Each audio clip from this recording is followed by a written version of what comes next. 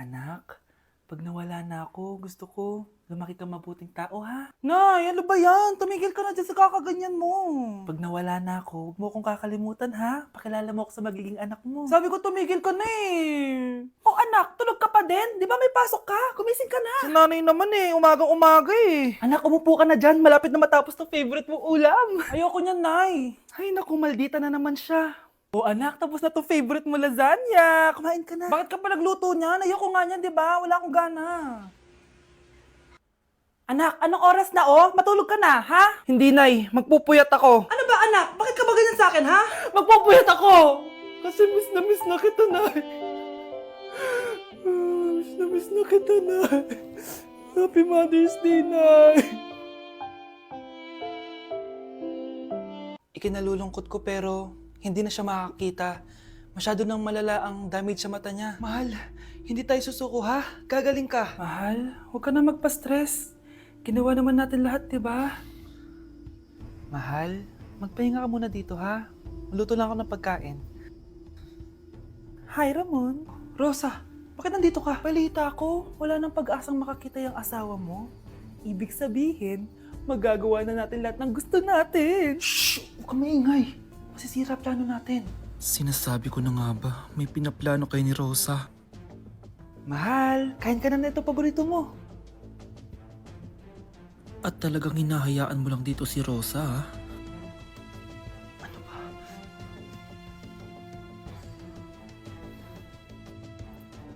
Walang iya kayo? Sa harap ko pa talaga at sa sarili kong bahay?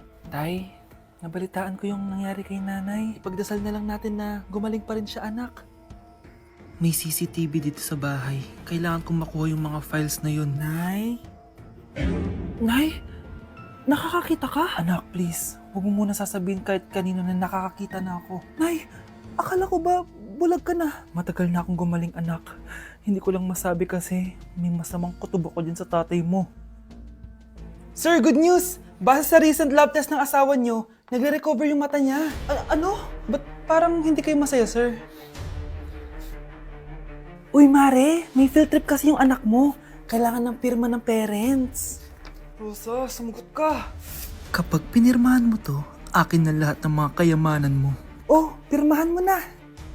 Tita, wala naman ako field trip ah.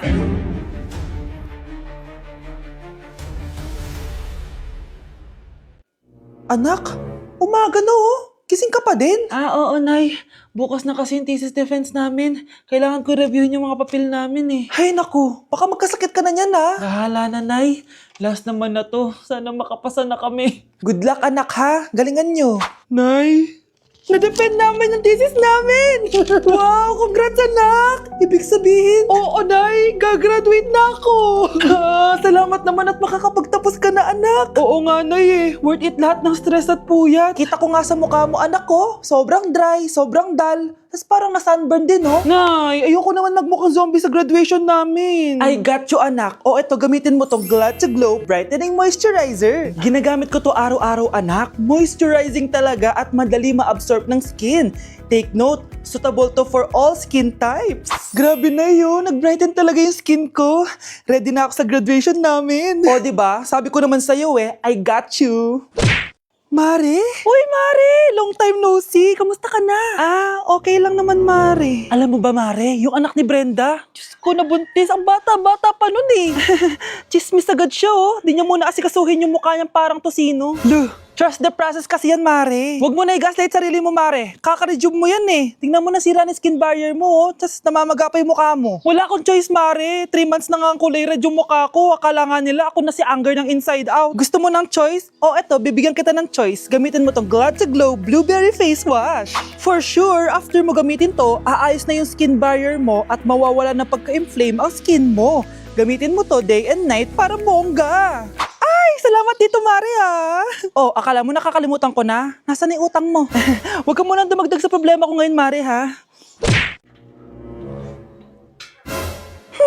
At umuwi ka pang bata ka, ha? Anong oras na, oh? Di ba sexy bawal gabihin, ha? Parang wala nag-aalala sa'yo, ah. Nay, ginabi ako kasi. Gumawa kasi kami na research. Research mo mukha mo. Naglaro lang kayo ng mga klase mo, di ba? Halika dito. Ano? Mag-sinungaling ka ba, ha? Ulitin ko pa yan, ha? Nay! Panalo kami! Ako last shot! Panalo ka pa, ha? Di ba sabi ko sa'yo bago ka muna lumabas kasi may lagnat ka kahapon? Ang tigas talaga ng ulo mo. Ilang beses ko na sinabi sa'yo yan, ha? Halika dito. Na naman? Pasaway kang bata ka. Aray, Nay. Masakit na nga yung katawan ko sa basketball, eh. Ayan, ang kulit mo kasi. Sige na nga. Punta ka dito. Oh, lagyan na lang natin yan ng Tiger Balm plaster para mabawasan ng sakit, ha? Sige po, Nay.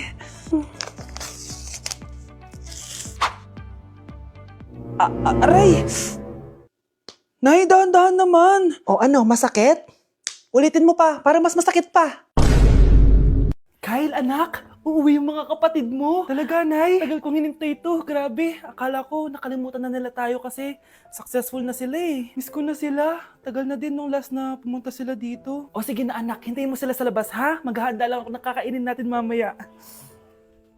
Uy, Kyle, balita ko, uuwi yung mga kapatid mo ah. Opo tita.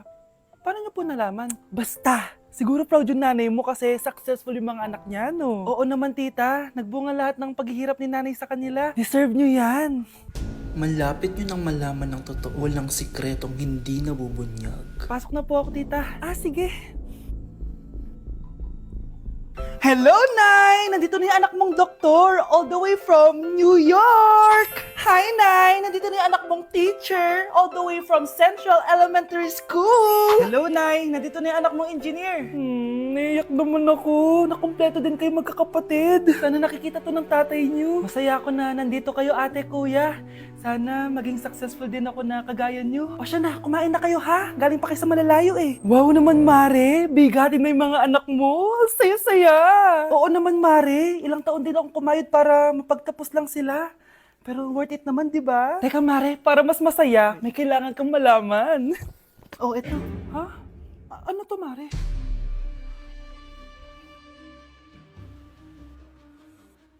Nay, bakit po? Mga sinungaling kayo?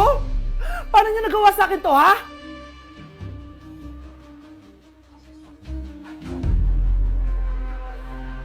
O anak, magluluto na ako ng ulam natin. Anong gusto mo ulam? Pinakbet? Ayoko ng gulay na. Ayoko yung pinakbet na yan.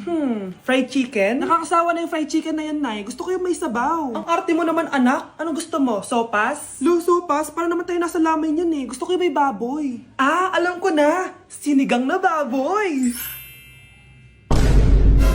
Ano naman yan, anak, ha? Ba't tumidila-dila ka dyan? Di ba alam yun, Nay? Si Alden? Diyos ko, kaka-tiktok mo na naman yan eh. Ano na naman pinapanood mo, ha? Ay, naku mga bata ngayon. Nakakatakot na kayo. Aroy, tinanggalan ako ng ngipin. Napakalaki ng tinanggal sa akin.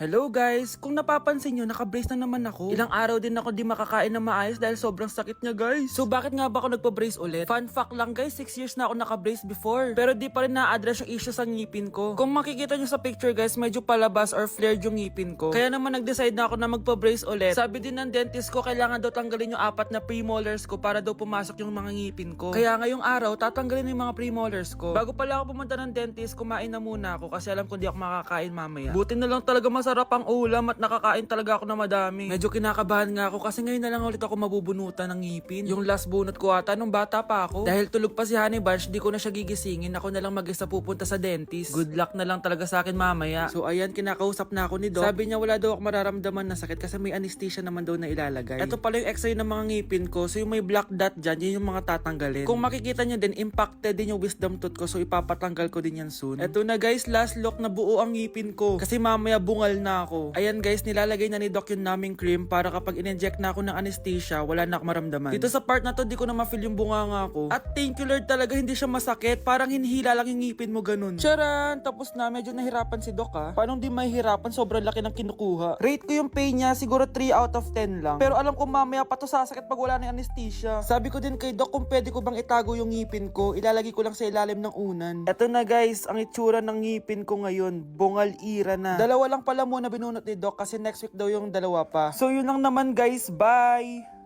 Nay, bakit po? Mga sinungaling kayo? Paano niyo nagawa sa akin to, ha? Nay, anong sinasabi mo? Hindi namin maintindihan. Ikaw, Scarlett, sabi mo doktor ka, di ba? Bakit katulong ang trabaho mo sa New York, ha? Nay!